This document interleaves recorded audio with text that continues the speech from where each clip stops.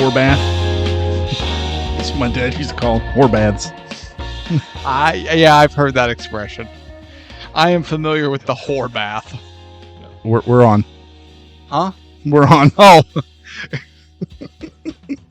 Good morning, good afternoon, good evening, good. Stop calling me a whore.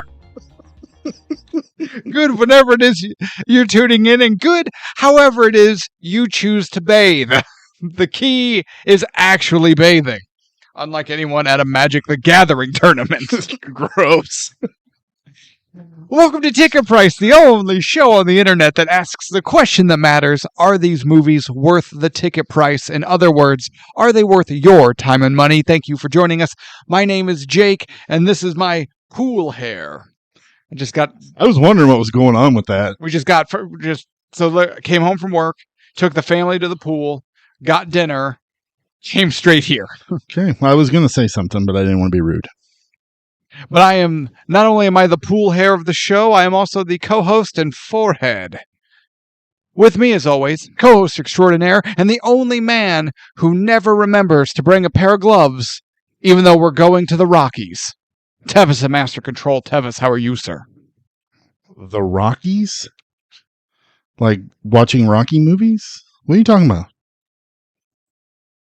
I'm clearly referencing Dumb and Dumber. You've had an extra pair of gloves this whole time? Yeah. Oh, wow. We're in the Rockies. I did not catch that. Dumbass. Excuse me. I said dumbass. All right. Speaking of dumbass. Yes. That's not fair. That's not a nice segue. What movie are we doing today? We're doing a Western. Dumbass. Sorta. It's a post-Neolithic something Western. We are doing the Jeff Bridges, Chris Pine. No, now you're getting into starring. That you're stepping on my shit. Sorry. You're stepping on my shit. Let me back up. We're doing a movie with stars unknown at this moment. With stars yet to be revealed. Stay tuned to find out. Why do I pass you the ball? I don't know. Every time I pass you the ball, it's some new spectacular fail. Hell or High Water. Thank you. That's what we're doing. That was inconceivably more difficult than it needed to be. Yes, we are doing You're welcome. the modern Western Hell or High Water, released in 2016. Directed by Taylor Sheridan. Nope. Nope. You see, now It has spread The dumbassery is contagious. Oh, God, it's like the thing. I'm being assimilated. Get your dumbass on me. Written by Taylor Sheridan and directed by David McKenzie. Starring, and the moment you've all been waiting for, Chris Pine, Jeff Bridges, and Ben Foster. Heck yeah. Budget. What do you think Hell or High Water was made for? I don't know, what, 20, 25? You think 25? Yeah. Made with an estimated $12 million. Okay. And a worldwide gross, what do you think? $13 million. I mean, you're not terribly far off. I feel like this movie was maybe overlooked a tad bit. That's fair. I think that's fair to say. With a worldwide gross of $37.9 million. So, I mean, still... That's tragic. Tripled its money. Still tragic. Depending on how you want to look at it. Tripled its money. Although, you know where it wasn't overlooked? At the Oscars? In our next category, awards, with 47 award wins and an additional 174 nominations, including 4 Oscar nominations for Best Motion Picture, Best Achievement in Film Editing, Best Original Screenplay, and Best Supporting Actor, Jeff Bridges. Do you know who Jeff Bridges lost to? No. Mahershala Ali. Okay. In Moonlight. See, I haven't seen Moonlight. I have not either, and I want to, but every time I see it on my list. I don't ever have time to watch it, so I don't. But it also lost Best Picture to Moonlight that year. Okay, so Moonlight was the big. Yeah. And the Best Writing, Taylor Sheridan lost to Manchester by the Sea. I don't even know if I've heard of that one. Casey Affleck. Gross. Wait. When was the last time anyone gave a shit about Casey Affleck? Manchester by the Sea. I'm sure he's done a number of remarkable movies with some combination of the Baldwin brothers. No, I think he's a step above the Baldwin brothers. I like Casey Affleck. I think he's really good. Now he's the best Affleck. Now I'm trying to think of the last thing I saw Casey Affleck in. Gone Baby Gone is the last thing I saw him in. No, not that. Good Will Hunting. No, not that. The Oceans movies? Possibly. Okay. I feel like there was something else, but I can't remember. Okay. And they lost Best Editing to Hacksaw Ridge. Ooh. Hacksaw Ridge is hot fire. I have yet to watch that. It's in the hat. I own it. You, just a couple of episodes ago, if not last episode, I don't remember, stated that you think in your movie collection you've watched at least 70% of the movies you physically own. And I said there's no way the percentage is that high. Oh, now it's probably 65% because I bought a bunch more the other day. And you're like, I've never seen this, and I've never seen this. Absolutely. For $1, hell yeah. You were keeping that thrift store in business. Absolutely. Okay. Well, then let's get into it. So, Tevis, what is your history with Hell or High Water? Or Casey Affleck, if you want to keep talking about Casey No, Affleck. we can skip over Casey Affleck. Like everyone else. I remember watching the trailer for this and thought it seemed very interesting. I love Chris Pine. I think Chris Pine's fantastic. I like Ben Foster. I think he's fantastic. Jeff Bridges, after he did True Grit, he kind of stuck with that voice for too many movies. In a row, too. Yeah, because didn't he do... Which I think this was in that... Oh, it was. Yeah, but it's not as bad. Because it was like R.I.P.D., this... I feel like there's another one. Wasn't there one where he played a wizard, like Seventh Seal or Seventh Son or some shit? I'm going to look that up. But, no, I saw this pop up on streaming one day and I was like, I'm going to watch this. Oh. And I did, and I thought it was great. And then I found it at a thrift store. I was like, hell yeah, I'm going to buy that. For a whole dollar? For a whole dollar. I'll give you a whole quarter. I'll give Audrey a quarter too. You can have a quarter too, Audrey. What is your history with the Hell or High Water? So it's I think it's interesting that you brought up that you feel like this movie was overlooked for its theatrical run. Because I have seen this movie once prior to watching it for the show. And I had never heard of this movie until I came across it on whatever streaming platform I came across it on. I can't remember now. Really? Never even heard of it. At first, I thought it might have been an original from the street because I had never heard of this. Okay. I thought it was like an Outlaw King kind of deal. Funny you say that. The director of this movie directed Outlaw King. Okay. See? Yeah. And also, I remember Outlaw King was like, oh, Chris Pine goes full nude. Everyone calm down, okay? Unless you freeze frame and then go frame by frame and then zoom in between, you can't see anything.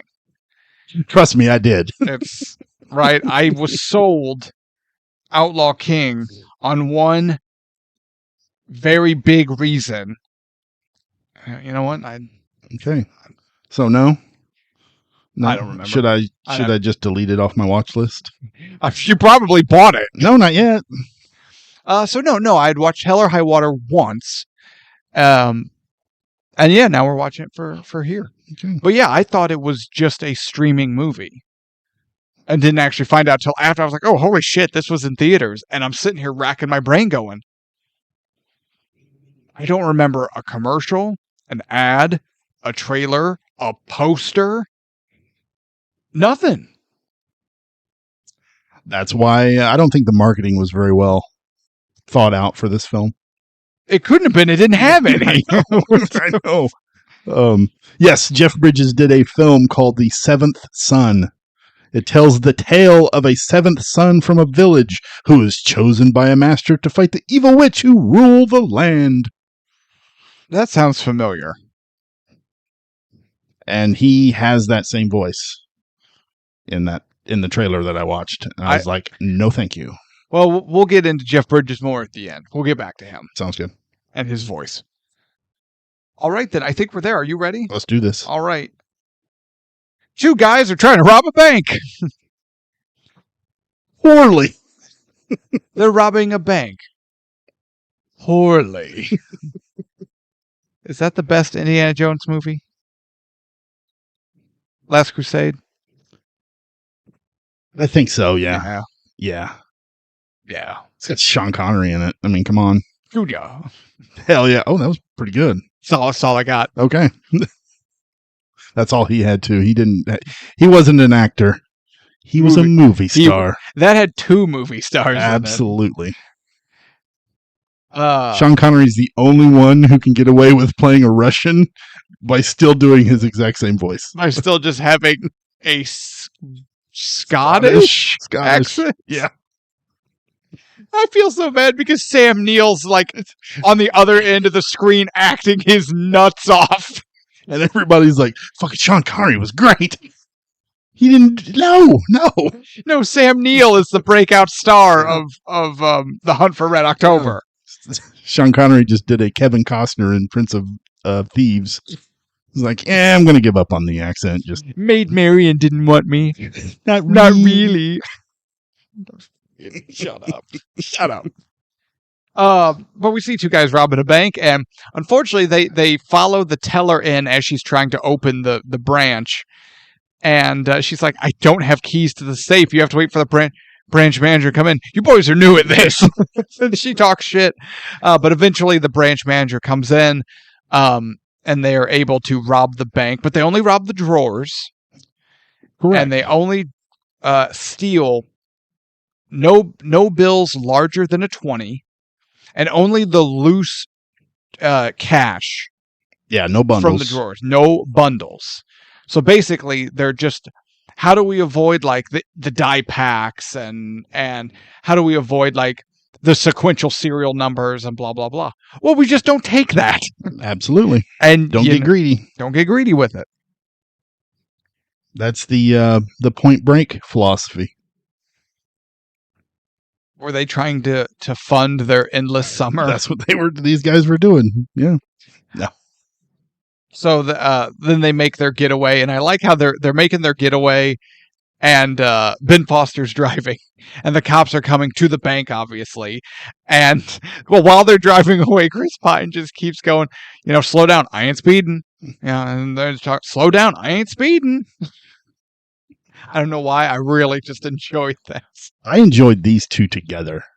Okay, so Chris Pine plays Toby. And Ben Foster plays Tanner, which I'm not going to lie, unless you're really paying attention, there's a good chance you missed that because their names come up never.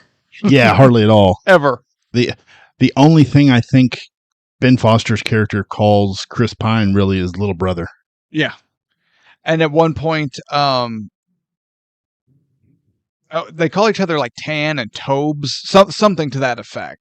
Possibly. I didn't catch that. That's about it. But yeah, just follow my lead, little brother.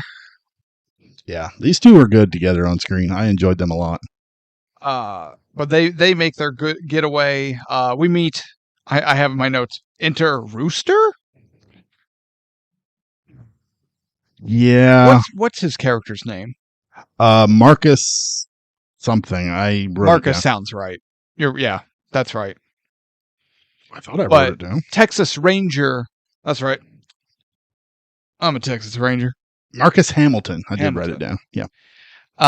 And his partner Alberto Parker. are on the hunt. They pick up the scent of this bank robbery, and they go to investigate. And apparently, the bank that was robbed, their surveillance is down. Yeah, what was it? They were updating the system. They were leaving analog and going to full digital, but the transfer hadn't taken place yet or hadn't completed, so they just didn't have surveillance. Yeah, that seems like a poor choice by the it's a bold move, company. Cotton. It's a bold move. Bold move, Cotton. It's a bold strategy, Cotton. Let's see if it pays off for them. The brothers had an abusive dad that Tanner killed, and I think that's what got him put away in prison. Or at least one of the things throughout his life that led him behind bars. We don't actually know if it was a sequential sentence or not, or if it was multiple. Yeah, they didn't ever really go into detail about that, did they? No. I didn't think so. They've robbed some more banks. Honestly, how do I put this? We could just do a quick synopsis, because this movie has no, or I should say very, very few standout memorable scenes. It all just kind of runs together as this story of these brothers robbing the banks unfold. It's bank robbery, character building dialogue, Jeff Bridges, bank robbery, and we're repeating. Yeah. The moment where they're at the diner. Yeah. And Ben Foster's character, Tanner, is like, I gotta go take a shit. And he gets up and he leaves. And Toby has that moment with the waitress. She wants him bad. Oh, shit. But to be fair, it's Chris Pine. Yeah. Pick a number, lady. I want him too. Down on his luck, dirty, disheveled Chris Pine still looks better than I could dream of looking. 1,000%. 1,000%. If Chris Pine had no teeth, he would look better than I could look. But I really like that moment between them two. And that's when he tips her that like $200 some. Yeah. And then goes out to the car, and here comes Tanner running. Start the car! Start the car! He's got a shirt full of money, and it's just shit's flying out. I actually genuinely laughed at that. I did too. So they rob like 4 banks, with the idea being they are so their mother ended up being forced to take out a reverse mortgage loan on the family farm. Correct. Or ranch or whatever. Are you familiar with what a reverse mortgage is? I know what Henry Winkler tells me on the TV. From what I understand, what it is the bank will basically buy your home. Okay. With, obviously they charge you interest, but they will give you the money what they value that home. And then once you pass away, they will repossess that land. Mm. So it's my understanding that the bank possibly knew what was on that land. Oh, 100%. That's why they jacked up the interest rate so much. Yeah. And why they gave her the bare minimum, because we learned the bank gave her the least amount they actually could. Yeah. But yeah, her and Toby had a good relationship. Sort of. But her and Tanner did not. Tanner's the black sheep. Tanner he took after Dad. Yes. So the mom had the reverse mortgage. She got sick, passed away. However, oil is discovered on the property. So now Toby and Tanner are in a race to pay off the reverse mortgage before the deadline, and it gets repossessed. And the best way to do that is to rob the different branches of the bank that the mom got the reverse mortgage from. So they're paying the bank back with its own money. I love that. there is a charm to that. There is a like I like that. It very much plays on the bailout that these big banks got back in, what was it, 2008, I think. Oh yeah, during that depression, the housing crisis. And I remember hearing about, I think it was AIG got this huge bailout, like 160 some billion dollars or something like that. And they used some of that money to pay their executives bonuses. Oh shit. And I'm like, I remember in 2008, I wasn't anywhere near focused on my life. It was just, I was kind of wandering around, not doing really anything worth a shit. But I remember hearing this. As opposed to... Same, my life has not changed much in 20-some years. But I remember hearing this, and I kept thinking, I'm like, okay, wait a minute. If I did something so shitty at my job that my corporate bosses had to go get money to bail out the company, how the hell would I even get a bonus? Like, where does this come from?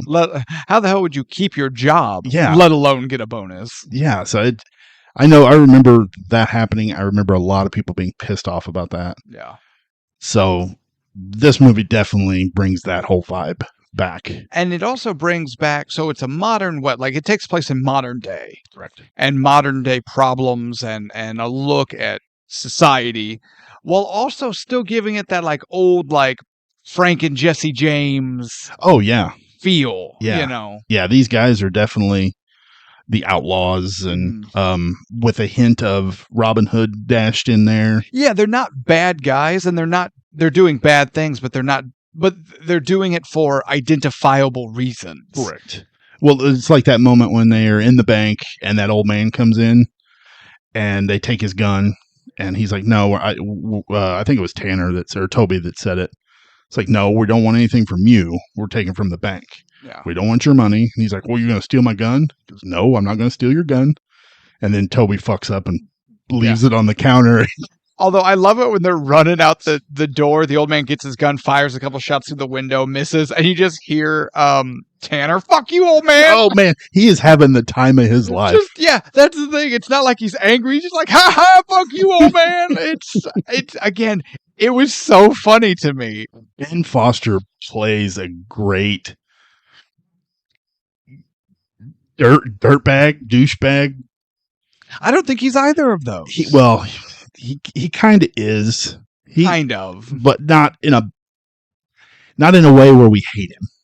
Yeah, he's got enough charisma, and he never does or says anything that you're like, all right, dude. Yeah, and I think part of that is too because you can tell how much he loves his brother. He's willing to do this. Yeah, and his brother even makes a comment like, why are you doing this with me, or something to that effect? And he's like, because you asked. Yeah.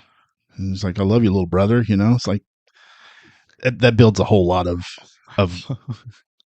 Although I also like the moments like when they go to the ranch and at the house and Tanner's like, man, you really let this place go to shit while I was in jail. And Toby's like, yeah, well, I was taking care of mom, so you can go fuck yourself. Yeah. So, but you get my point. So it kind of follows not a formula, but it's like, yep, rob a bank. Heartfelt dialogue with a little humor mixed in, cops, next bank robbery, and here we go. So they're stealing from the banks to pay off this mortgage. The property has oil on it. But we learn as well that Toby and Tanner have no interest in maintaining the property for themselves. Correct. They're getting it set up for, we get the reverse mortgage paid off, make sure the land stays in the family. Then they put it in they put that land in a trust for Toby's kids, for his sons. So they'll have the family home, the family land, and now the family oil money. because when he's talking to Jeff Bridges, I think at the end, and he's like, poverty is a disease, and it'll Yes. creep through generation after generation, and I can stop that for my boys. That was fantastic. I love that line. And then, like any good Western, it has its big shootout. And with who we're calling the good guys, the protagonists, prevailing with Toby succeeding in his master plan to make sure his sons have a life that honestly he probably never even dreamed of for himself. Yeah, because what do they say? They make what they stole from the bank every month. One pump Is every month. And there's multiple pumps on that land. Yeah, is more than what they've stolen from the bank. Yeah. So, and it does this really cool thing talking about how corporate greed works, that the bank is not willing to cooperate with the investigation because they're afraid of losing that trust. So they have Toby and Tanner kind of have a guy on the inside helping them, like feeding them the information. Yeah, that lawyer and whatever. And he says, "You really want to keep the police off your trail? Put the land and all of that in a trust, like you're doing, but have Midlands Bank, the bank that they're stealing from, have them manage the trust." I like that. The greed that got these guys into the situation they had to get themselves in, that greed also kept them from getting in trouble. Yes. I like that. And honestly, there we are. Like, synopsis, there it is. Yeah. But if we're getting into the details, the nitty-gritty of it. Written by Taylor Sheridan. How do I put this? This writing is above average. There are parts that are kind of just, meh. It's fine. It's fine. It's fine. But then sprinkled throughout are really either touching, eye-opening, funny, whatever, these moments that you're just like, oh, I like that. Fuck you, old man. But it makes me wonder how much of that is writing, or how much of this writing would have fallen flat had it not been for the talent behind it. And I'm talking about the actors and the director, not the writer when I say that. Like, if we didn't have Chris Pine, Ben Foster, and Jeff Bridges doing what they can with it. I see what you mean there, but I mean, you could say that with any movie. Yeah, but there are certain where you're like, man, that line or this was so sharply written, anyone could have done it. It would have been great. Like, yeah, and I know when we pulled this out of the hat, I was like, oh, Taylor Sheridan, shit. I'm not a big fan of him. But I went back and I looked at some of the movies that he has written and even directed. He did Sicario. Okay, yep. He wrote Sicario. He wrote this. He wrote Sicario, Day of the Soldano. I don't know that one. That's the sequel. I didn't know Sicario had a sequel. Yeah. And then he did another. I know he's done more, but these are the only 4 that I've actually seen. He did one called Wind River. No. With 2 Avengers, Jeremy Renner and Scarlet Witch. I can't remember her name off the top of my head. Elizabeth Olsen? Yes. It's fantastic. Fucking fantastic. Mm-hmm. So, although I'm not a fan of Taylor Sheridan's TV work, I gotta say Taylor Sheridan's pretty good as far as films go. Sure. And he directed Wind River as well. Yeah. But I kind of see what you mean. But you have Chris Pine, you have Ben Foster, and Jeff fucking Bridges. And that's what, and I'm not saying that this writing is bad. Like, bad writing is bad writing, and we've plastered entire walls when movies are just like, well, here's our movie. I'm like, this sucks. This is awful. That's not this. But I'm just wondering if the I believe this movie is an above average in writing quality. But would I still feel that above average way if it wasn't for the talent delivering that writing? Is it an averagely written movie? Maybe. We've seen this movie before. Yeah. Seen this story before. I guess my big thing is like, okay, what is like drop a hot quote that you're like, oh, that's hell or high water. I actually have one. Do you? Mm-hmm. It's actually not just one. It's a back and forth. Okay, sure. Between the two brothers. He goes, "You didn't listen. I said Dr. Pepper. This is Mr. Pibb. Only assholes drink Mr. Pibb. Drink up. Drink up." Fucking great. I love it. But I get what you mean. You don't have the extremely quotable lines like Tombstone, but who else has quotable lines Wayne's like World. Tombstone? Wayne's World. That whole movie is quotable. Wayne's World did. Jurassic Park. Jaws. True. We've done movies that you're like, God, the Ninja Turtles. Ninja kick the damn rabbit. Ninja kick the damn rabbit. Do something. Yeah, I'll give you that. But this movie is not that type of film. Every type of film should strive to have something stand out. Otherwise, it gets lost and everyone forgets it exists. And honestly, I blame the marketing on that. Marketing, yeah, well, true. Yeah, I think. But people would have left the theater going, man, that was good, and they would have forgotten about it. You're okay. Yeah, you're probably right. This is not a movie you're going to be like, oh God, I got to go back and watch that. Right. Yeah. So I see what you mean there. So and honestly, I'm going to touch on it. There was nothing necessarily outstanding about the directing. It was fine. There were a few shots that I thought were extremely beautiful. Like when the two brothers are sitting, I can't remember which one, but one's sitting on the tailgate of the truck and the other one's leaning up against the post. The pool. Wow, sorry. What? Drinking a beer. Sure. And you get that sunset in the background and the wheat and everything and the grass moving around. That was fantastic. That was straight Texas. But you're right. There's not a standout like, oh my God, remember this shot or the way this camera moved. Or the only other one I can think of off the top of my head was at the very end when Jeff Bridges' car is driving away. And this is kind of stupid, but I liked it.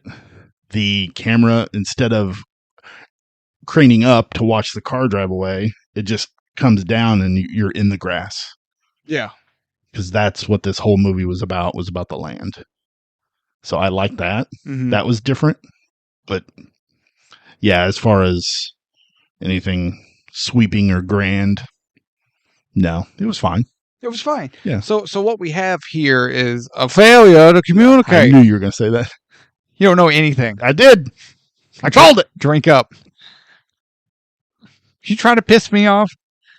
So what we have here is a competently written, competently directed film.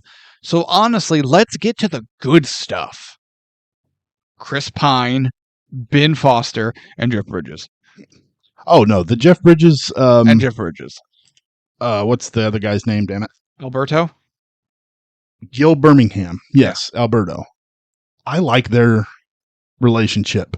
Oh, well, I like their okay. So let's dive into it. You want to do brothers? It's a little racist, but or cops. Let's do the. It's playfully racist. The best kind of racist. Playfully racist.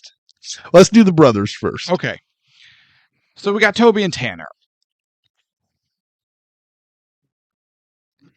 It feels, I don't know, it comes off as genuine, because it's not like Full House lovey-dovey, everything's perfect. Like, Cut it out. that's right. Like, they smack each other, they swear at each other, but you know what? They're also still there for each other. Yeah. And they're playfully fucking around in the field. Yeah, they wrestle at one point because they're having a good day. Yeah, or like they're getting mad and screaming at each other, punching each other. Yeah, it has all the elements. It's a very fleshed out relationship. Look, you know what? This might be controversial. I don't know. I don't think it is. And anyone who thinks it is probably hasn't watched this movie. And it's because as soon as they watch it, they're going to be like, yeah, I think he's right. The honest to God standout is Ben Foster. Oh, 100%. He's better than everybody in this film. I agree. That's not controversial at all. He's so good. I could say that for every Ben Foster. Every time I've ever seen him on screen, it's like, what else is he in? I was going to ask you. He was in one of the X-Men movies. He was? Yeah, he was that winged fucker. Angel? Yes. I'm fairly certain he was. Hang on, let me look it up. God damn. I think he was also in a Mel Gibson movie, or not Mel Gibson, Bruce Willis. Hostel. No. Hostels. Is that it? Oh no, Hostels. That's a different movie than what I'm thinking of. Okay, so he was in Hostels with Christian Bale. Mm-hmm. He doesn't have like a starring role hardly all. He always plays like bit characters. And he does that so damn good. He was in Warcraft? What? I did not know this. A movie I've never seen about a game I never played. Yes, and a movie I have no plans on watching. Oh, he was in The Mechanic. Okay. 30 Days of Night. I forgot he was the guy in the jail cell. Yeah, X-Men Last Stand. Played Angel. Alpha Dog. Forgot about that. Hostage. That's what it was. Damn, I'm picturing Willis. Angel. He's almost unrecognizable now from when he was that strapping full head of hair. Like, yeah, he was in the. Oh, I forgot. He was in the Punisher, the Thomas Jane Punisher. He was the dude with the shit all on his face. What? You don't remember that? No. He had the neighbors.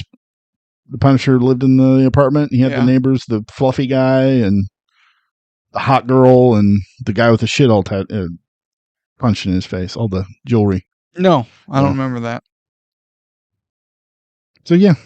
I remember popsicle-based torture, Kevin Nash, and then the grenade in the hand thing. I don't remember that. At the very end, he ties the grenade up, and the guy basically has to hold this, like, however heavy grenade in the air, but he's, like, pinned under all that furniture. And he's like, you're a strong kid.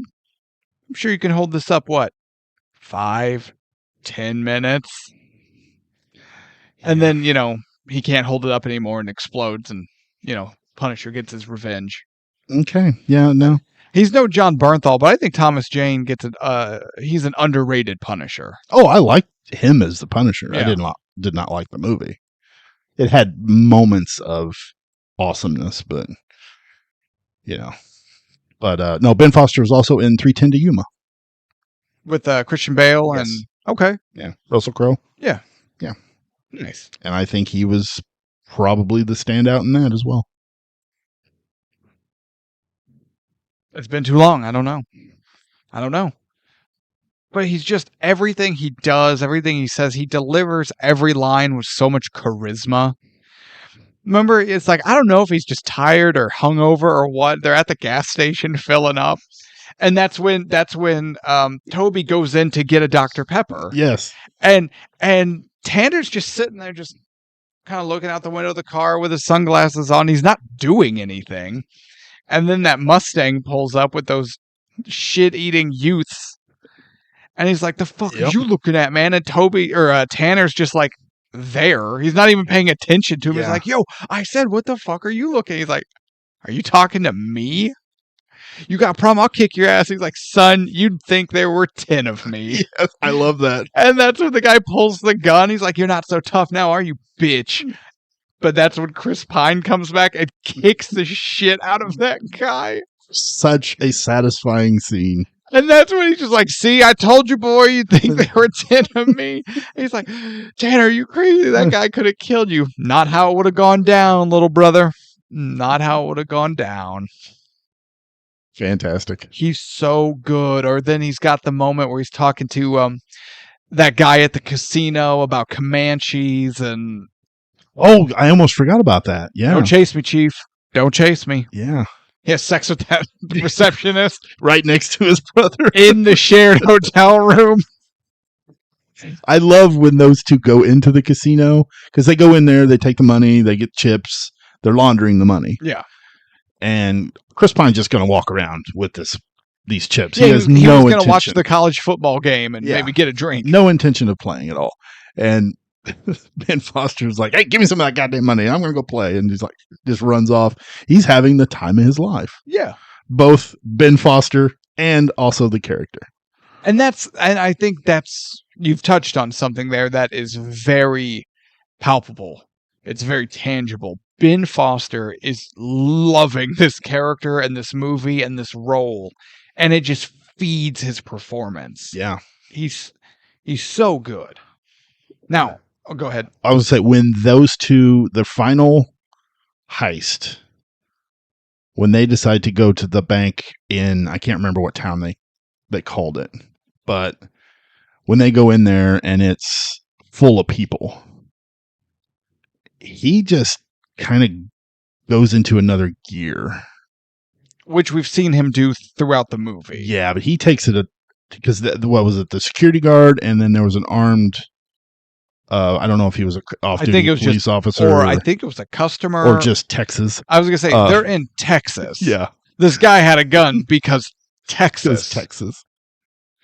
Fuck you, old man. But yeah, he's just like, no, I'm going out the way I'm going out. He takes out those two guys, and before that, he loads up the truck with those assault rifles because he knows he's like, this could go wrong. Yeah, and he does what he's got to do to not only get the money for his little brother, but also he does what he has to do for his little brother to get away. Yeah, and I know he knows that there's no way out of this for him. Also, though, how do I put this? I don't, it's not, in my opinion, I don't think it's that he knows there's no other way or no way out for him. I don't think he wants another way out. I think you're right there too. Yeah. He's going to go out his way. Absolutely. He kind of has an idea on how to give his brother more time and let him get away. And he's kind of concocted his own scheme because he's not going back to prison. No. He was in jail for 10 years. He's not going back. Yeah. I don't really know how much Toby knew of Tanner's last stand plan. I don't think he knew any of it. I don't either. Because he kept telling him when he was pulling out those guns and putting them in the truck, it's like, what are you going to do with those? What are we doing with that? It's my living. Yeah. When they end up splitting up, when they're running out of town in that truck, Toby gets shot. But they have the entire town on their ass chasing after him. Yeah. And he pulls over and gets out and grabs those assault rifles and standing in the middle of the street shooting at those guys and scares them away. Fantastic. Yeah. He looked like such a badass. He really did, Yeah. actually. Yeah, and that's a scene or a moment that could get overly like corny or cheesy really quick, but this didn't. Be very Rambo-esque. Yeah. Where he's holding up the gun in the air. Oh! I like how you did the mouth thing. Yeah, absolutely. You have to. That's the rules. It's the law. So Chris Pine. Yes. Let's talk about him. We got to talk about him with Ben Foster and the brothers' relationship, and he and Ben Foster's chemistry on screen is so good. It's in my notes. Just good chemistry. It's off the charts. You would think these two were together for months. Yeah. Do you know how long Chris Pine was on this film shooting? 3 weeks. Okay. He was doing this, and he had to get back and do Star Trek. Oh, okay. So yeah, they rushed his stuff, but it never felt that way. No, you believe that these guys have known each other since childhood, since birth. Yeah, it was great. Well, I want to touch on two other moments that really highlight just how damn good Chris Pine is in general and in this movie. So there's a scene where he goes to his ex-wife's house and gives her some money for back owed child support, but also to talk to his sons. But only the oldest one was there. And he and his older boy go into the backyard, and he has a heart-to-heart with his son. And this is fantastic. The writing, again, is competent. There's no like, oh my gosh, that was so hard hitting, or it drummed up all the feels or anything. It was good, but it was the talent that got this over. I agree. I do like when Chris Pine tells his son, he goes, "You're going to hear a lot of things about me." And your uncle. And yeah, over the next few days. And then his son's like, "Oh, what, am I not supposed to believe it?" Well, he's like, "Don't worry, Dad, I won't believe it." Yeah. And he's like, "No, believe it. Don't be like me." And they try to share he tries to share a beer with him.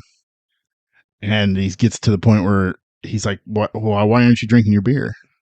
And his son's like, "Well, you told me not to be like you. And then you offer me a beer. Yeah. Which is it?" And the son never takes the beer, and Chris Pine just kind of drinks his, looks at the son. Good boy. Yeah.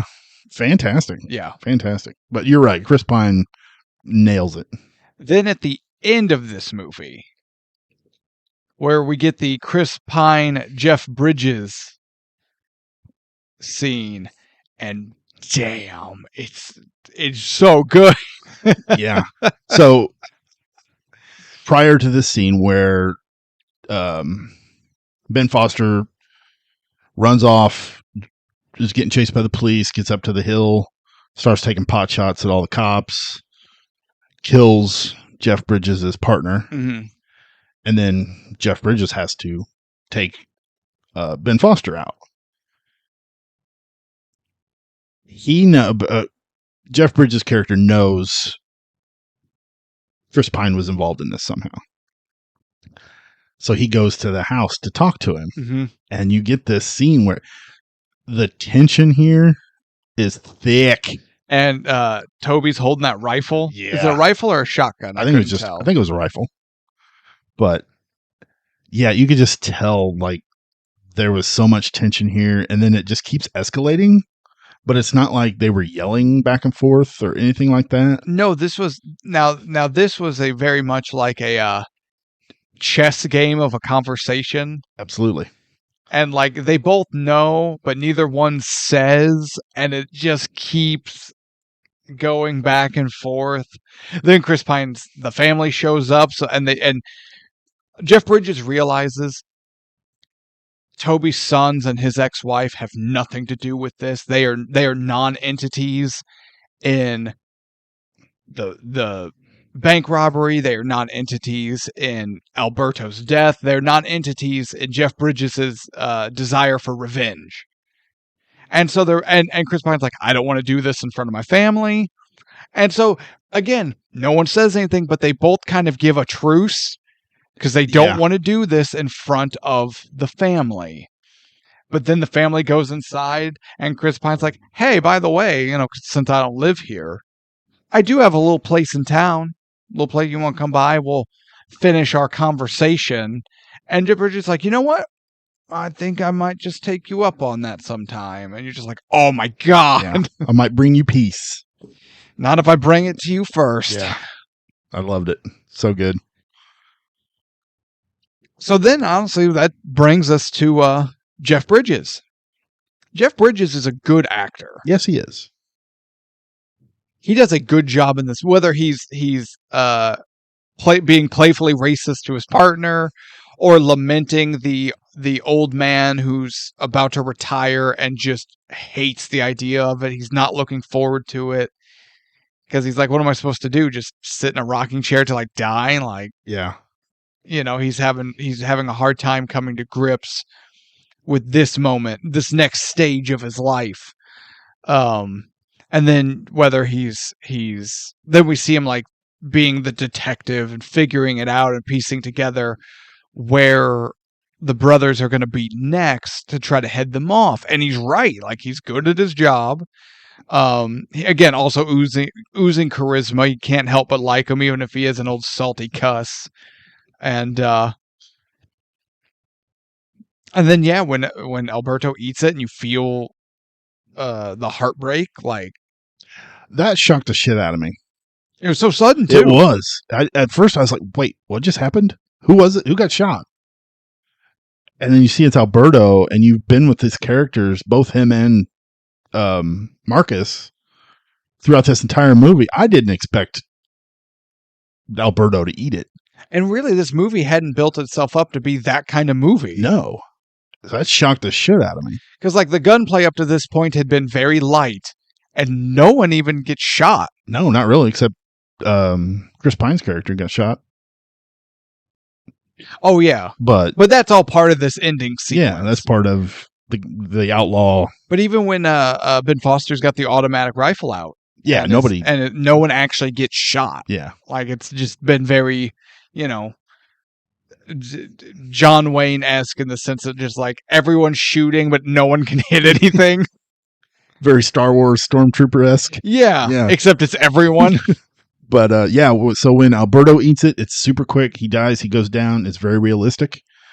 And then even when Ben Foster gets shot, the way he goes down, it's, again, very realistic. He doesn't lay there gasping for last breath. Nope. He doesn't look up at Jeff Bridges and go, you know what I wish?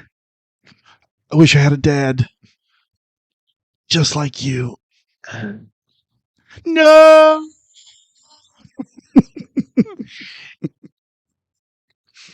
Hook. It was Hook. Hold on. It's from Hook. It is? Yeah. I can't remember the character's name because nobody else could in that movie either. No one else cared. No, I'm trying to figure out who had the most people caring when they died. Tanner or Rufio? Tanner. And I think it's Tanner. Tanner. Hell yeah, because one of the best parts, I think, directing-wise in this movie happens at the casino after Tanner gets away. He's sitting at the bar. Toby. Yeah, after Toby gets away. He's sitting at the bar. Tanner has been killed. He doesn't quite know it yet. But the camera kind of slowly goes across, scanning him, comes up to him, and you can kind of see a news broadcast in the background, but it's kind of blurred out. You don't really see it. And you hear the news broadcast, but it's really muffled. You don't really understand what the lady's saying. You just know she's a newscaster. And it's just the look on his face. He's watching it, but you don't see him watching it. Mm. And he just knows. Yeah. Because, man, I kept thinking that other directors... Or maybe even just heard the news, right there. Yeah. Because I feel like they talk about, like, gunman has been killed by local ranger. Yeah, you can kind of make out a little bit of what he says. But I feel like another director would have cut to the screen and cut back to him looking up at it. And then cut back, and the stagecoach was closer, and then it cuts back, and it's just... Leave Robert Eggers alone! Fine going, and then they cut back, and the stagecoach is, for no reason, jackknife sideways, and the door opened, and it's Ben Foster. He's like, get in, little brother. And then it cuts back, and Chris Pine's now holding a gun to his head. Yeah, that would have not have been the same powerful ending. God, I hate that ending shit. I hate it. I hate it. But no, I thought that was very well done.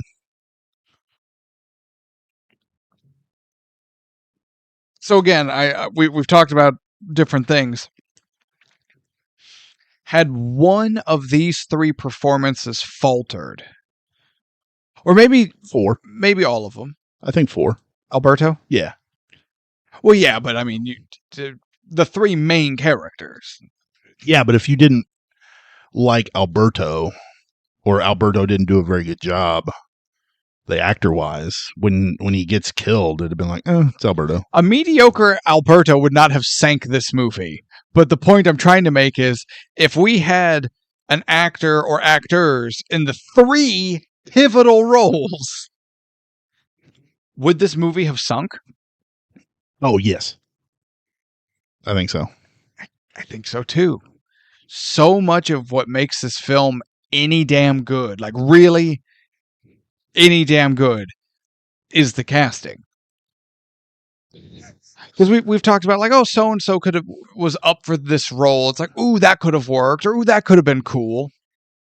You deviate even a little, this movie sinks. So let me bring up something. I was listening to a podcast the other day about this specific movie. And the podcast is Show Me the Meaning is the name of the podcast.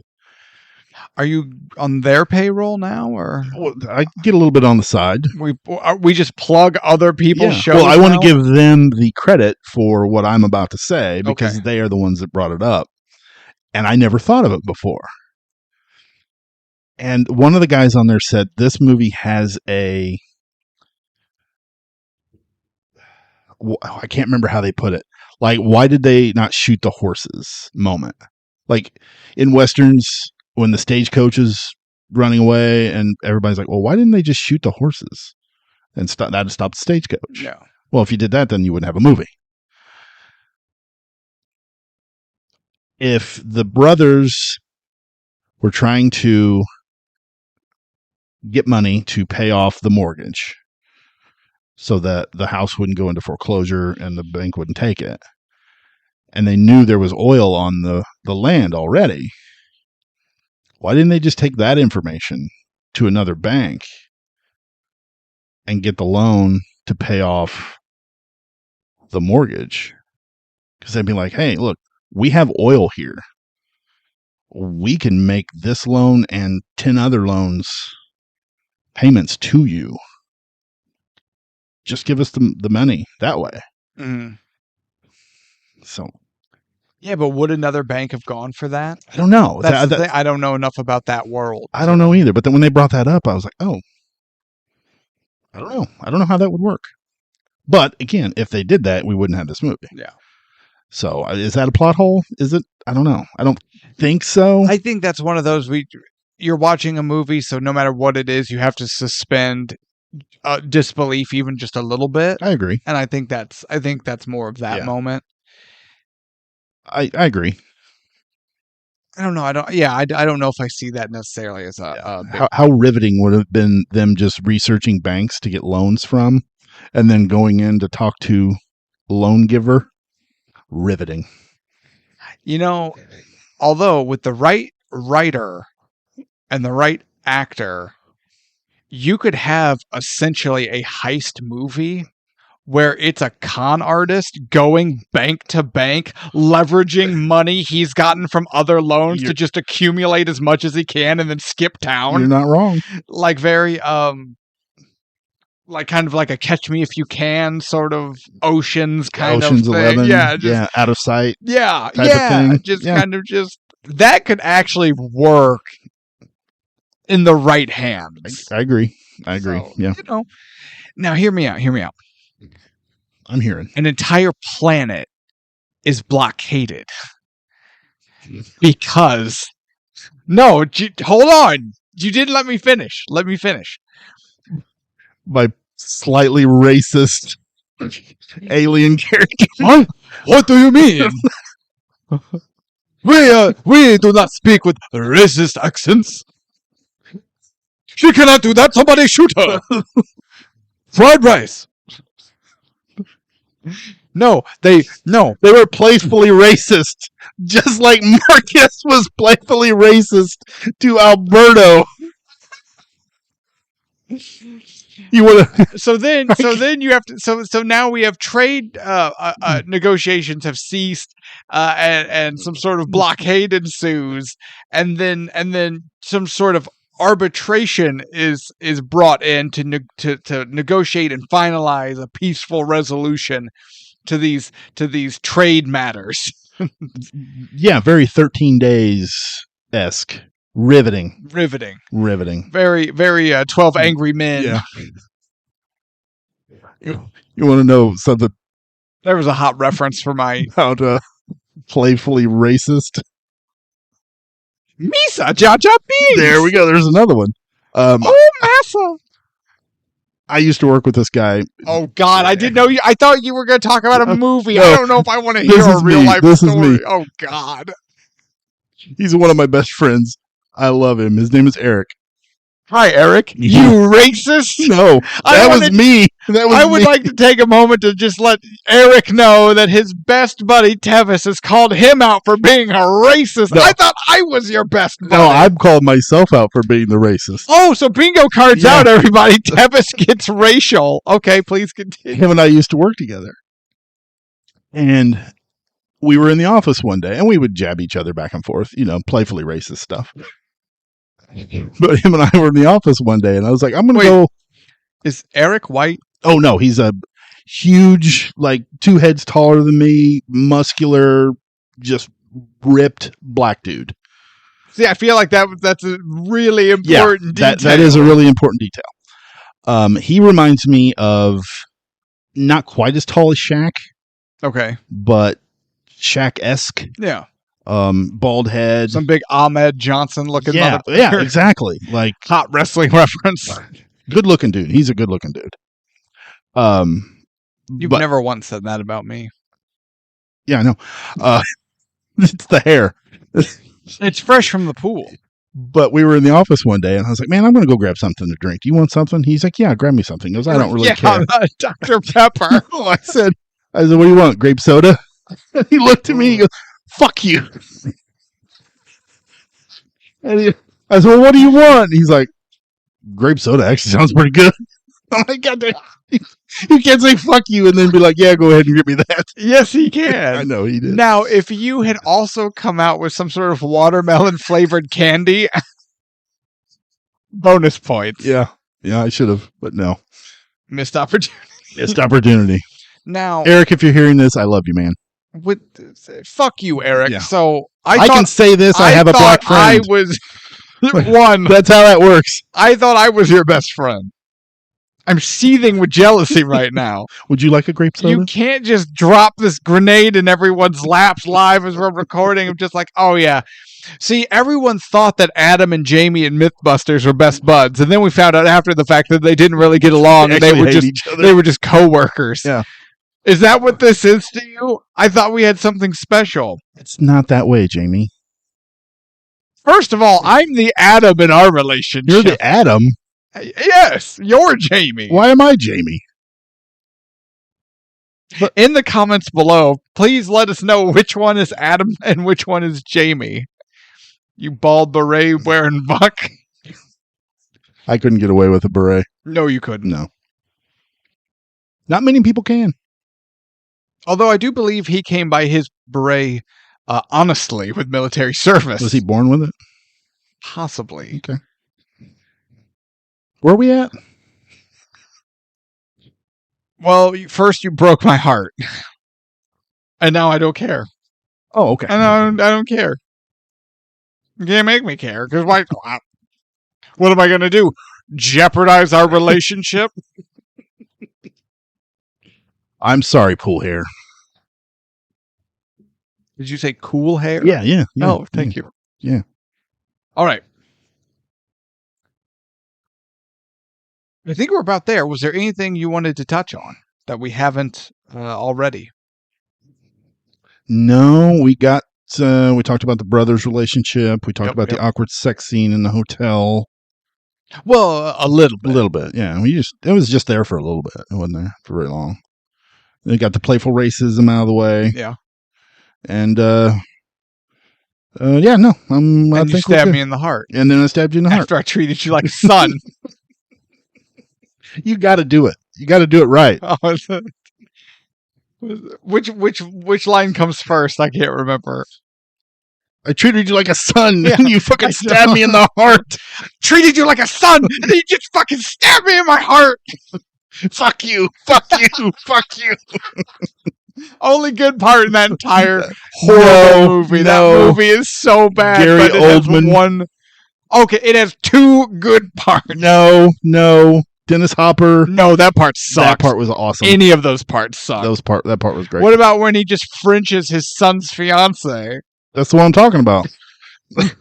Yeah, and then that cuck just watched. Yeah. He got cucked by his father. And then those two start making out. And then I was like, I don't know if I want to watch this anymore. Did he also have to stand on a phone book to properly give it to Dennis Hopper? Yeah. And then this horse shows up. And I'm like, I don't know what's going on here. Texas. Oh, I rented the wrong movie. All right. Ratings. Ratings time.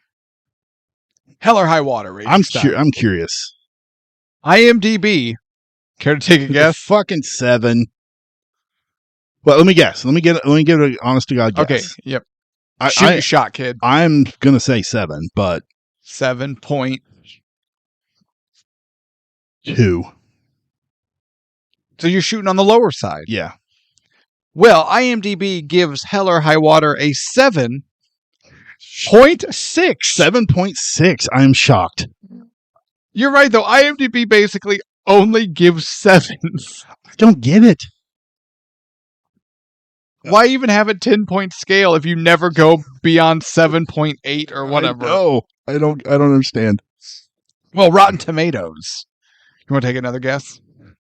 Well, this was a Best Picture nominee. 88. Okay. Rotten Tomatoes with a 97%. Holy shit! For a grand total of 173. Fuck. Thought I was gonna knock. If IMDb had been right, this movie could have dethroned Return of the King. God, IMDb sucks. Hang on, I gotta delete an app. Fucking. Stop downloading it. You just get mad. All right. I have questions, but I'm going to save it for final thoughts. Okay. Ratings. Ratings. Reviews. Ratings. Shut up. IMDb gives it a 7.6. I don't know if our relationship is strong enough to handle this teasing. Reviews. Ebert.com.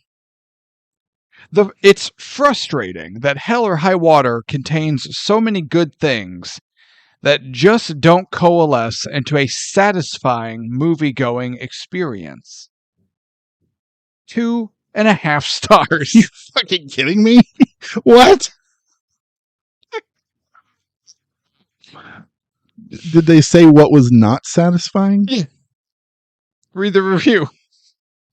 I'm gonna have to then. I mean, I think technically we could, as long as it's credited and we'd be covered under fair use, but I don't care enough to do that. Okay. I pick out a blurb and I go with it. Fucking Ebert.com. Still better than Die Hard. The Guardian. It's an action thriller with punch. Bridges gives characterization ballast and heft, and Pine and Foster bring a new grizzled maturity.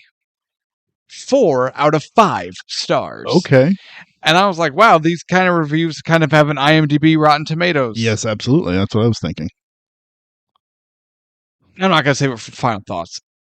Let's go back to ratings. Okay. You have a question? Is that what you're saying? Yeah. Okay. Well, when you're done with your question, I have a question. So go ahead. Where do you sit with the ratings? Because I don't know if I agree with either one. I think 97 is a tad high. It's high. I think 76 is It's low. low. I'm 89. I like that. Yeah. That sits well with me. Yeah. It's like you said, it's not a movie you're going to walk out of the theater going, that was good. But then I enjoyed that. yeah, but not like, oh my God, I have to own that, Mhm. you know. Yeah, you're not going to rush to buy it, rent it, stream it. In a week, you're not even going to necessarily recall that much, more than likely. Yeah. And you're really not going to be talking about it anymore. But you're going to be happy that you watched it. Absolutely. But 97? $97? Yeah. If I hadn't have found it at the thrift store for $1, it wouldn't be in my collection. Yeah. But You wouldn't have gone out of your way to buy it. I just saw it and I was like, oh shit, I remember enjoying this. So I'll grab it. Like, okay, 97%. Is this Silence of the Lambs level of No. of a movie? No. Is this a Jaws or Jurassic Park level of a movie? No. Not at all. Although, granted, I don't remember off the top of my head, but I'm almost positive Jaws and or Jurassic Park didn't get 97s. I don't think so either. So, Okay. But yeah, 7.6. Blow out your ass, IMDb. Absolutely. Okay. Yeah, 2.5 stars. Eat my ass, Ebert. I consider it a .com. 3. A 3? 3. 3 out of 4? 3 out of 4. Okay. Yeah. Yeah. Although The Guardian 4 out of 5, being out of a scale of 5, I could swallow 4 out of 5. Yeah, it's the same as 3 out of 4. Well, those are different fractions. I'm surprised your best friend Eric didn't teach you that. I don't know, maybe 3.5 out of 5. You get my point, though. Yeah. But like, no, if we're going off the Ebert scale, I'd go 3. I think. Okay. I think. So. So I have a question now. Oh, yeah. I said, Well, you have a question. why don't you I just- have a question. Why don't you just ask Eric? Okay. Because I already asked him this question. The brothers Yes. and then the 2 police officers. Yes. If you had to recast them, but could only use tag teams. Like Who- in wrestling? Yeah. Who would you choose? Wait, what? What the hell are you talking about? I don't know. I was just thinking about this today. I was Why? Because I'm an idiot and I think about stupid shit. Yes, you I are don't know. / do. I don't What- know. How do I? What are you even talking about? Why am I thinking about this? I don't know how, why, where, who. Okay. So I definitely think the brothers would be Kai and Tai. Oh my God. And the Texas Rangers would be Magnum TA and Mr. Wrestling 2. That's where I'm at. Wow. How's that? Okay. For your stupid, inane question. That was a stupid answer. Guy and tie. I thought you were going to be like, okay, and the sheriff is the Brothers of Destruction. So remember that time when Kane tried to powerbomb the guy and he threw him over his head and Undertaker had to come in and scold him and teach him how to do a last ride? No, because I'm putting no fucking thought into this stupid question. Okay. Awards? Okay, the brothers are more like Midnight Express. Sans Jim Cornette, obviously, because they don't have a Yeah. they don't Manager. have a manager. And then the Texas Rangers are probably more of like an APA. Oh, okay. Okay. That's not where I went, but okay. No, I don't like APAs. See, I don't care. I would need way more time, but I don't care. This is a stupid question. This is a stupid conversation. You know who I was thinking for the Tai sheriff? and Tai. No.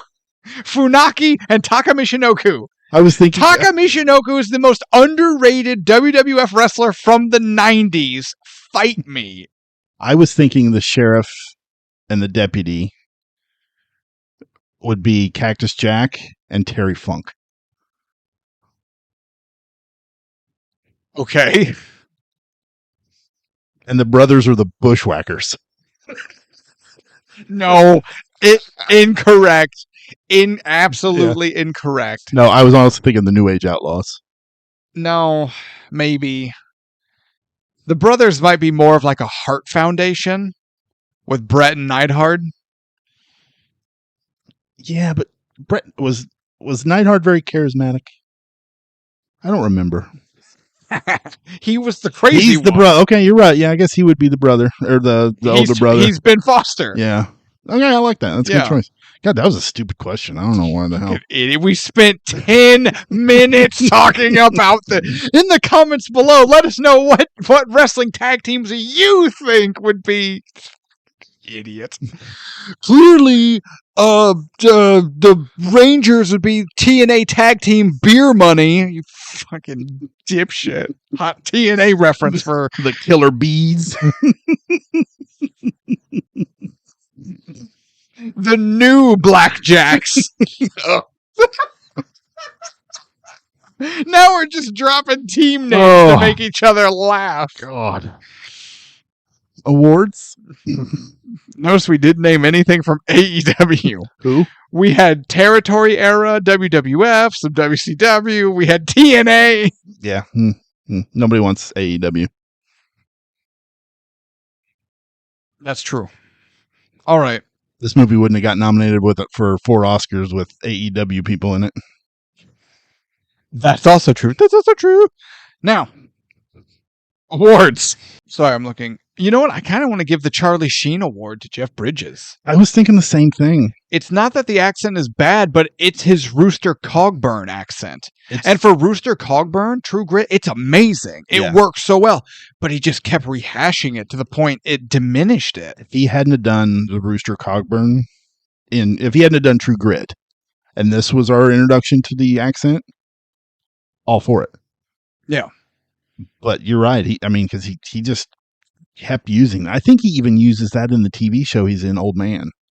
Only not as much. I think it's just a hint. But it got a little annoying after a while. Because again, it's not that the voice itself is necessarily annoying. It's just, you just want to be like, you're not playing Rooster. Stop it. Maybe he's the great grandson of Rooster or the grandson of Rooster or something. I don't know. I don't know either. But yeah, I would agree with that. The Roger Murtaugh Award, I would give to Alberto. Oh yeah, he's totally. He's just like, God damn it. When they're talking in the hotel room or the motel room, and Jeff Bridges just keeps going and keeps going, and Alberto's like, "Man, why don't you go to your room?" I was like, "Oh, they're not sharing a room? What, he has his own room? What the hell? He's just hanging out there." Please, because Alberto turns on the TV and he turns into some televangelist. He's like, and that's when Rooster's just like, please tell me we are not watching this. And he does the same thing in the car when he's listening to music or something. He's like, let's get some chase music going. They turn on the radio. It's the Christian station. And he's just like, oh my God, turn this off. Yeah.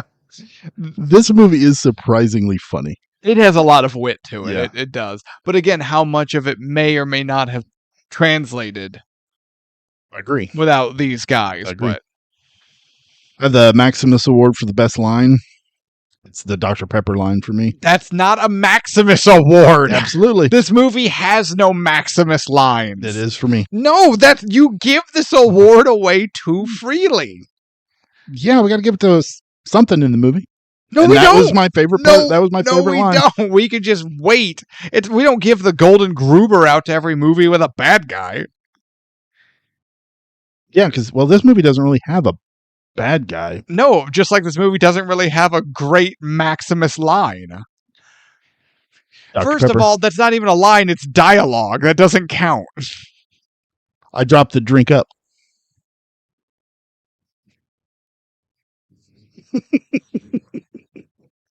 You didn't listen. I said Dr. Pepper. This is Mr. Pibb. Only assholes drink Dr. Pepper.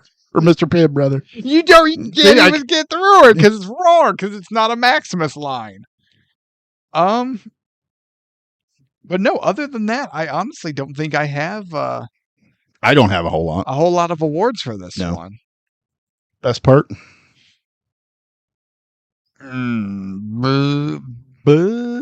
It's definitely something Ben Foster or something everything Ben Foster. I have the gas station scene. Yeah. Because it has the Mr. Pibb line Well, that and the fight and and just- the Ben Foster's character just being just cool and awesome, and When he's running across the street, start the car! Shit's flying out. You know what? I'm going to just say Ben Foster is the best part of this whole movie. that works. That works too. Worst part? Jeff Bridges' voice. His accent. Hmm. Oh, that's not your pick? It might be. I'm thinking. This movie kind of cuts to the chase, which in a world of grossly overinflated movies, this one cuts to the chase, and I appreciate that. Yeah, it felt very quick. I'm trying to think if there was a scene that I felt was like egregious or unnecessary, but honestly, not really.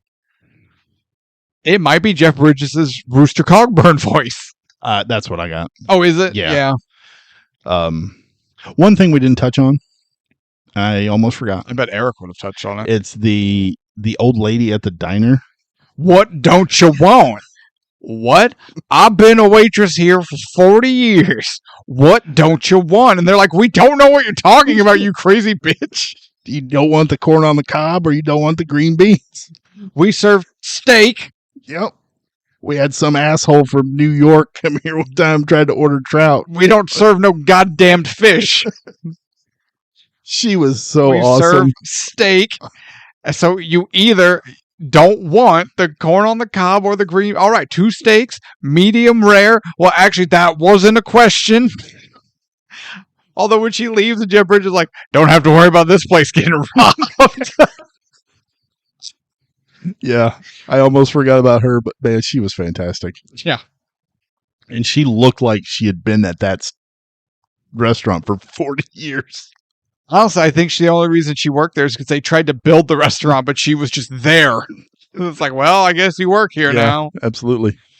There was a joke a buddy of mine and I have. It's not as prevalent anymore because there aren't as many, but GameStops. You go into any GameStop, and I all but guarantee you can find a copy of The Bible Game. The Bible Game? The Bible Game. That's the title. To which then he and I had this running joke of anytime we went into a GameStop, we had to find The Bible Game. And we always found it. And so it turned into this joke of like, no, it's just as soon as a GameStop pops up, it's like, hey, here are the keys to your new branch, and here's your copy of The Bible Game. Only it comes down out of the ceiling. And then it goes right on the discount shelf. Shout out to The Bible Game and no one that played it. Well, no, someone had to have played it because it's always in the pre-owned discounts. Yeah. Like, someone bought this, and then was like, no. That's odd. It is odd, but true. Okay. We're going to go to a GameStop right now and find The Bible Game. If only we could. Well, we have to drive a little farther than we used to, but we can. It pisses me off. Although it's nice to not walk into the GameStop and get harassed. Don't actually. No, I'm not going to do it. I went into I'll tell you what. I went into a GameStop the other day. Wait, why? Where? They sell Funko Pops, right? And I may dabble in the pops, but I almost didn't go in. Just because I didn't want to get assaulted with their pitches. Are you a Power Up Rewards member? Would No. you like a copy of Game Informer? Game Informer? I just went in. I stood there and looked at the wall of pops, and the guy was like, "Hey, is there anything you're looking for?" I'm like, "No, I'm just looking," and that was it. Oh, so you're gonna get some poor guy fired? Yes, it's the GameStop at the North Shop. But it was nice. It was a nice change. Yeah. So, well, no, I almost said Game Pro, and I'm like, man, Game Pro hasn't been a magazine for Jesus, 30 years. It's like Nintendo Power. Actually, I doubt he still has them, but my brother actually saved every issue of Game Pro we ever got. He had a stack of them, like yay big. Why? Why not? They were cool. Yeah. but They weren't overly marketed shill sellout publications. like Game Informer. Yeah. Yeah. I'll give you that. Okay. Final thoughts? Sure. So for me, Hell or High Water is worth the ticket price. If you've never seen this movie before, you should definitely check it out. Watch it. You're going to enjoy it. Will you ever revisit it after that? It's a coin toss. Honestly, it's up to your personal preference. But I can at least promise that you're going to walk away going, I'm glad I watched that. That was an enjoyable experience. And you're going to, and honestly, if he's not already, because he wasn't for me, this movie will put Ben Foster on your radar as an actor to check out or seek out because he's just outstanding.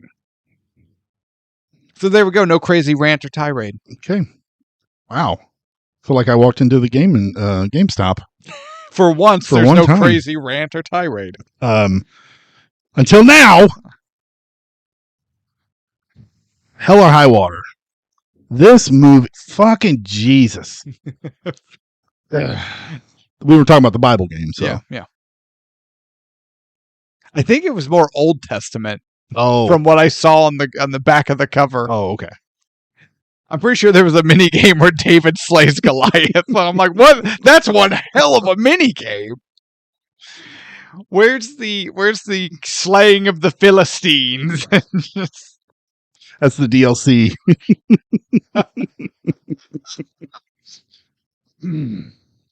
Okay, no, Hell or High Water. Man, the acting is so good in this. The story is fine. It's not something that's groundbreaking, but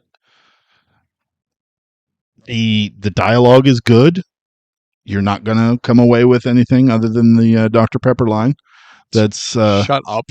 So what don't you want? Maybe that.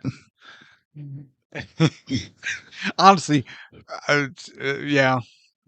There aren't many quotable lines, but almost all of them are Ben Foster's. Pretty much.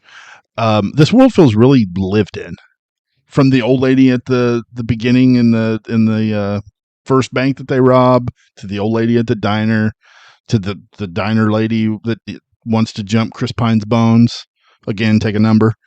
Get in line, you bitch. Even the old guys that were in the restaurant when they come in, the sheriffs come in to interview, and they're like, "What? Well, what are they wanted for? Well, wanted for robbing a bank." And they're like, "Oh, well, we ain't talking shit. You know, we ain't saying shit." Those old guys are really cool. The directing is decent. It's not anything that's going to blow you away, but like you said, Ben Foster is fantastic. Chris Pine is really excellent in this role too, and Jeff Bridges. But no, I like their chemistry. Everybody's chemistry is really good. Jeff Bridges and Gil Birmingham, those two are fun to watch. Chris Pine and Ben Foster are great together. The amount of laughs that you're going to get out of this movie is surprising. It really is. So yeah, this movie is definitely worth the ticket price. If you can find it at a thrift store for $1, just grab it. It'll be worth your dollar. Absolutely. So there I am. Yeah, 100% worth the ticket price. All right. Hat time. Hat time. Whose turn? Yours. I did My this. turn. All right. Can you please pick fucking Die Hard 2? I'm so tired that we went through every Lethal Weapon movie and we still haven't got. Jake giggles. Put on your bingo card. It was Die Hard 2. Die Hard 2. I'm not kidding. Yeah, fuck. Give me that shit. All right. Wait, what is this? Oh, I'm going to pick this one. Ernest goes to kill. Oh, God. Wait, but No! Put Ernest back in the hat, you fuck. No, now you can put Ernest Scared Stupid in there. That is the best one. I hear John Cena is going to be remaking that. Mean. I fucking hate John Cena. Stop talking about wrestling. No. What was that? Duh. I hate John Cena so much. No one cares. If the Addams family were comprised of wrestlers, what wrestling faction would the Addams family be? That's a good one. And everyone knows it would be Kevin Sullivan's Dungeon of Doom bullshit with Hogan. Can I read this, please? I was thinking it was the Ultimate Maniacs. Remember that? Ultimate Warrior and Macho Man when they teamed up for a minute. No, I don't remember that. Yeah, good. Yeah, you don't want to remember that. Okay, Ultimate Warrior sucks. That's true. Please. As a character and a human. Anyway, that's also true, but he's dead, so who cares? Yeah. Are you going to read the name? I hate you. Know what, Eric? You can have him. You can have this chair. All right. Okay.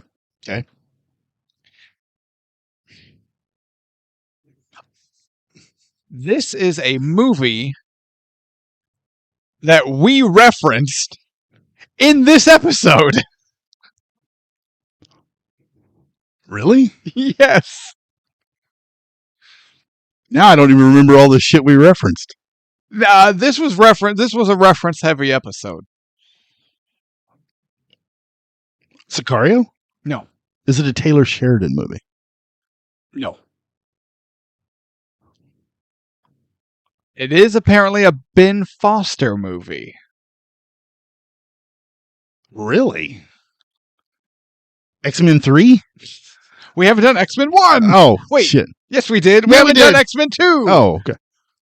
I'm stumped. I have no idea. 3:10 to Yuma. Seriously? Yes. 3:10 to Yuma. We just talked about it. That's cool. Okay, back-to-back Foster. Ben Foster. I really think that comment is all too true and really highlights the problem in our childcare system in America. Anyway. It does. All right, everyone. So Christian Bale and Russell Crowe. And Ben Foster. And Ben Foster. I'm really excited to see more Ben Foster. Hell this movie put him on my radar. Really? Yes. Okay. Cool. So, all right. This has been episode 98. Hell or High Water. Tune in next week for episode 99 as we do 3:10 to Yuma. And then the week after that for the big episode 100. Swear. We are bringing back... I'll dub over that. Swear. We are bringing back the showdown. Showdown. I'll dub over that too. Swear. I'll put it. Sad. I'll put Wayne and Garth. Swing. No, that's something entirely different. Swing. Just do the one of Garth from Wayne's World 2 when he's talking to his buddy at the bar and those girls keep walking by. So then I was telling him, Schwing, that really you can't charge out a Schwing. And he just keeps inserting it into his sentence. Now, can I continue, please? We are bringing back the showdown as we look at the 95 Mortal Kombat and comparing it with its modern remake. What year was that? 19? 2020, I think. Oh, is it 2020? I believe. I wasn't that far off. I don't want to give any spoilers to episode 100 Showdown, but let's just say that if any categories are the characters Scorpion and Sub-Zero, I think we know which movie's going to win that one. Yeah. Was Scorpion and Sub-Zero in the original? Kinda. Mostly. We were talking about Addams Family made me think of it. Read this thing that after Raul Julia had passed, somebody had asked Angelica Houston if she would ever be Morticia again. And she said, no, not without my Gomez. That's awesome. So she just kind of shut it down right there. She's, I guess, in interviews and different things, she talked about how her and Julia's chemistry and their friendship, she was just, I can't. Nope. Not without my Gomez. So That's awesome. and I was like, yeah, I'm not going to lie. That scored a lot of points with me. Hell yeah. All right. 2021. 2021. Shwang. So 2021 Mortal Kombat versus 95 Mortal Two Kombat. Mortal Kombats enter. One is going to be beaten and to the point they suffer a fatality, and one declared a winner. But will there be a flawless victory? Ooh. Nice. Stay tuned to find out. I like that. Yeah. It was pretty good. Thank you. Did you write that down or did you take notes? No. Was that just right off the top of your... Yeah. Okay. I've played a lot of Mortal Kombats. Me too. Me too. Toasty! I don't remember ever playing as the character of Cole. Stay tuned. I'm sure in the next game he'll make a grand appearance as DLC. Great. Because, the execs were like, we need more coal.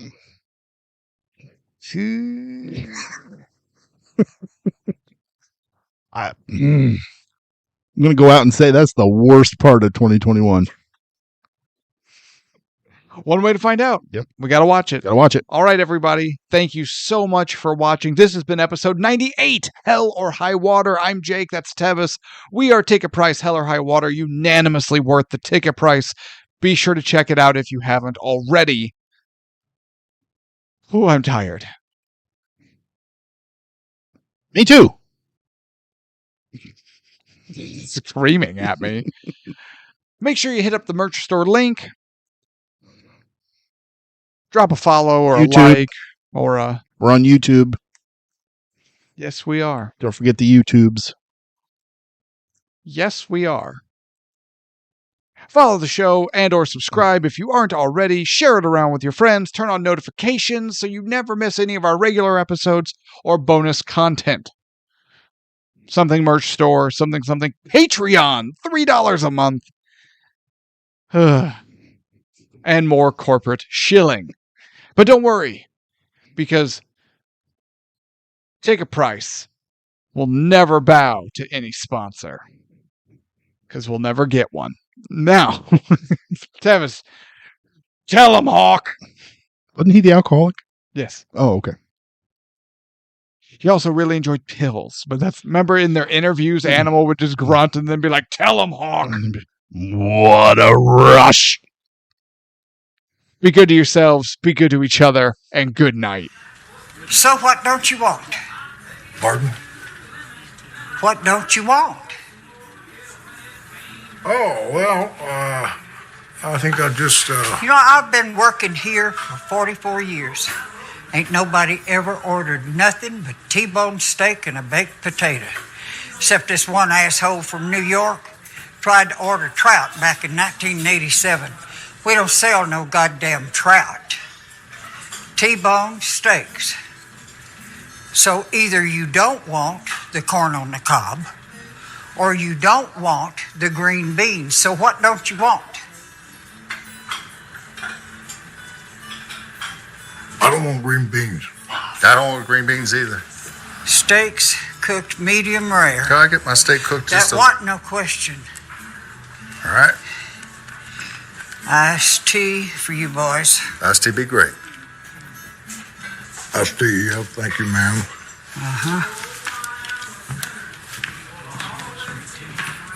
Well, tell you one thing.